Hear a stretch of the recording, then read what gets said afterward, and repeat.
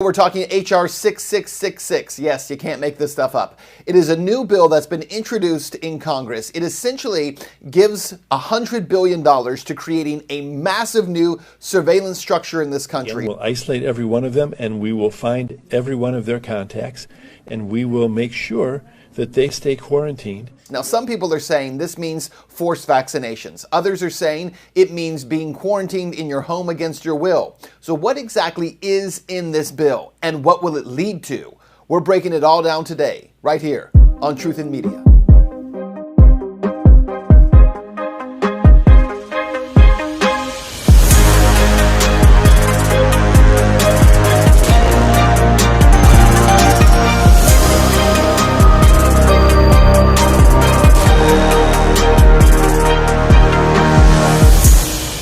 Welcome to the show. So many of you have reached out to me asking me to do a piece on this H.R. 6666.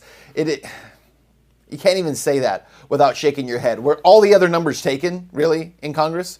There's no other number you could have used? So H.R. 6666 is essentially a new bill that's been introduced in Congress. And what it would do is create a contact tracing program. They're calling it the Trace Act. Now, the wording in this act is actually very short, and it's kind of to the point, but it leaves a lot of room not only for interpretation, but for expansion. And even what it does include in what's written in the text is pretty scary stuff. So let's just take a look at what it says. To authorize the Secretary of Health and Human Services to award grants to eligible entities to conduct diagnostic testing for COVID-19 and related activities, such as contact tracing through mobile health units and as necessary at individuals' residences and for other purposes. Now, when you read this bill, it essentially sounds like $100 billion is going to be awarded to HHS, to be passed down through the CDC, and then to be awarded to community groups to essentially carry out what's called contact tracing. The Secretary of Health and Human Services, acting through the Director of the Centers for Disease Control and Prevention, may award grants to eligible entities to conduct diagnostic testing for COVID-19, to trace and monitor the contacts of infected individuals, and to support the quarantine of those contacts through mobile health units, and as necessary testing individuals and providing individuals with services related to testing and quarantine at their residences. So here's how contact tracing would work. If you go out, let's say, to the grocery store, or you happen to go to work at a hair salon, and someone in that building has COVID-19, you have now come in contact with them in some way because you've been near them. And so you might now carry the virus. That's the thinking here. So how would you do this? Well, as we've been telling you, Apple and Google are working together on a contact tracing app. Essentially, that app would work between both devices. And right now, again, I emphasize the right now, Apple and Google are saying that this is a completely opt-in system, meaning that when you have that phone in your hand, you would download the app, you would then take the app, you would turn it on, you would turn on your Bluetooth, and then using Bluetooth, it would pick up anyone else who has this app on their phone. And if you now come in contact with someone who later determines to have COVID-19, the app will tell you, hey, you came in contact with this person. Well, in theory, that app is also telling government agencies or nonprofit agencies or medical agencies that you also had contact with this person at some point in the past 2 weeks. So under this theory, your mobile phone, your cellular phone, is being used to essentially track your movements as well as the people around you, and then determine whether or not you are now a danger to the public because you came in contact with this person. Now, one of the problems with this whole theory, I just want to break this down for a second. One of the problems with this whole theory is that contact tracing at this stage in a pandemic or a virus being loose in society, I don't like using the term pandemic because I think it's so politically charged, but when there's a virus in society, the only time you would actually medically use contact tracing would be in the very, very early stages. We're talking about, for instance, in South Korea, when the virus first went into South Korea. It was carried by a woman who was in China. She went into South Korea. She went to this massive church that they have in South Korea of like 200,000 members, and she came in contact with members at that church. So contact tracing might be used to say, okay, she went into this church. She connected with all these people in this particular location who all went back to their communities. Contact tracing could be used to say, let's determine whether or not that woman came in contact with how many people and where they went in order to figure out where the virus is now going. That's what you would do in the early stages if you believed in this science.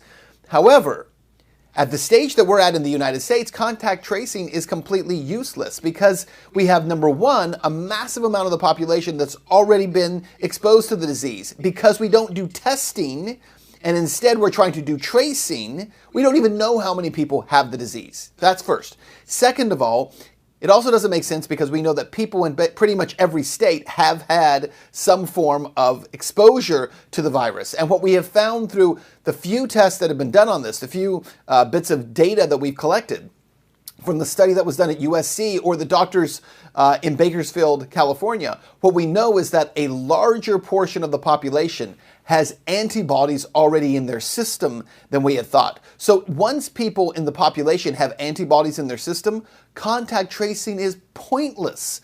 Because if I go into a Walmart and I already have antibodies in my system and I'm around somebody who has COVID-19, it's very unlikely that I'm going to contract COVID-19 from them. Under contact tracing, you would need to follow me around, monitor my movements, where I am, who I'm in contact with, what I'm doing. You would monitor all those things, but not if I have antibodies in my system. So once you've hit a certain stage, this whole concept of contact tracing is completely worthless. And yet, it's now at this stage when it's technically worthless that we see Congress wanting to put $100 billion into a program for contact tracing, which means they're not following science again. They're not doing this based on medical history and what's done in the medical community again. And instead, they're focused on doing this in the same way that they're doing everything else. They're creating a gigantic surveillance system in this country that will allow you to be monitored in your own home, traced in your own home, your associations monitored, your movements monitored, and all of it, 100% of it, is unconstitutional. It violates the Bill of Rights. It violates the most basic, fundamental legal rights for the people in this nation. Now, what's really interesting about this new bill, H.R. 6666, is this part of it. Listen to this. So the money goes to applicants who agree to bring in individuals to carry out activities funded under this section to hire residents of the area or the community where the activities will primarily occur, with higher priority among applicants described in the paragraph given based on the percentage of individuals to be hired from such an area or community. What they're essentially saying is that they're going to create an army of snitches, an army of monitors who will monitor everything that's going on in the community and trace people and track people to their homes using people in those communities, which is a fairly interesting idea. It's not as if you have people coming in from the outside who are these scary government people. It's people you're around every single day in your own communities. And where will you find these people? Listen to this. The eligible entities where these people can be found, or the organizations that can be funded to carry out this work, include a federally qualified health center, a school-based health clinic, a disproportionate share hospital, an academic medical center, a nonprofit organization, including any such faith-based organization. So your churches, your synagogues, your mosques, all of them would be used as contact tracing recruitment centers where the people in those churches or those organizations themselves would be monitoring the communities. An institution of higher education, a high school, and any other type of entity that is determined by the Secretary to be an eligible entity for the purposes of this section. So your contact tracing army will be made up of people in your own community who will be essentially these organizations in your community, so your high schools and your churches and your clinics who all want a share of that $100 billion in funding. So if you want funding, mobilize your people to monitor your communities. Now, one of the things we have to talk about is what does this ultimately mean? So there's a couple of problems, is that this bill itself is not specific as to what these people would do. So let's say that you have a contact tracing app and you're monitored and you're followed. What happens now? So you've been in the Walmart 2 weeks ago. Someone with COVID was also in Walmart 2 weeks ago.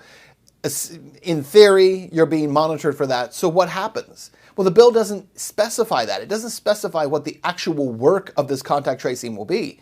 It says that people will be quarantined. Does that mean you will be forcibly quarantined, required to be quarantined? Does it mean you'll be separated from family? Remember, there was a news conference held in Ventura County, California, just a couple of weeks ago, and it brought a lot of heat, and the director of health in Ventura County actually backed off of his statements. But what he said was very clear. I want to play this clip for you because what he's saying is, if you have COVID-19 and these contact tracers find you in a home, and there's only one bathroom, then someone with COVID would have to be forcibly removed from that home, or even in some cases, children forcibly removed from the home. Listen to this. We are beginning a program today which will certainly grow into something larger and larger, and that is a community contact tracing program. We've done contact tracing all along. That a contact is a person who's been exposed to someone that we document to have the COVID infection. When we find someone who has a COVID infection, those people are immediately isolated. But we also work with them to figure out who their contacts were. But the purpose of this program is to bring on people. We may bring on up to 50 or even more as the program grows and as we see the needs for it.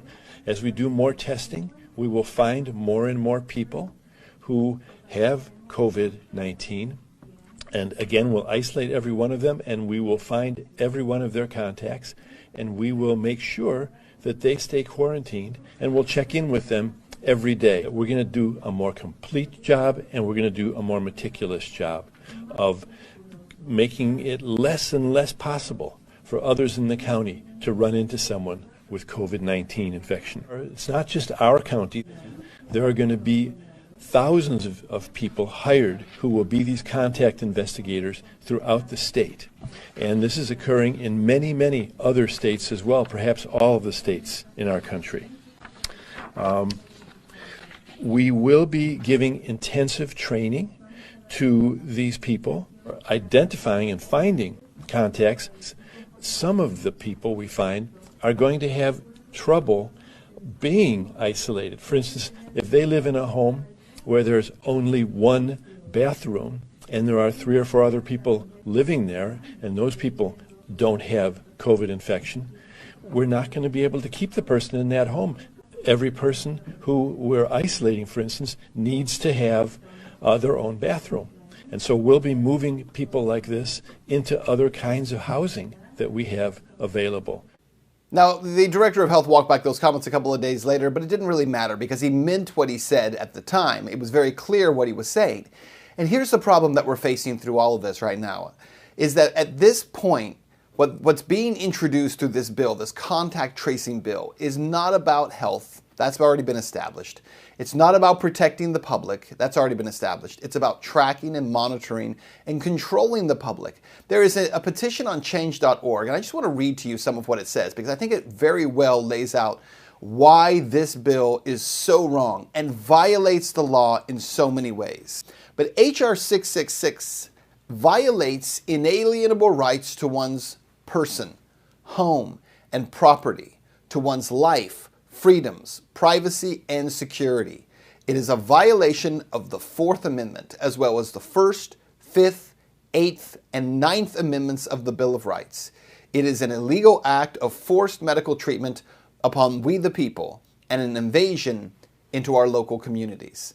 It's an invasion into our local communities, but it's being cleverly created in a way that allows the invasion to be made by those already in the local communities. And more importantly, go back to those words, is a violation of the Fourth, the First, the Fifth, the Eighth, and the Ninth Amendments of our Bill of Rights. It's incredible to think how the founders and framers have established for so long this rule of law in our country that would protect us as individuals from the collective mob. And all of that has been for so long being wiped away. But in this moment that we're in now, it is being finished off with bills that are being pushed forward with this idea that it's just for the protection of the community, when so clearly, it is not.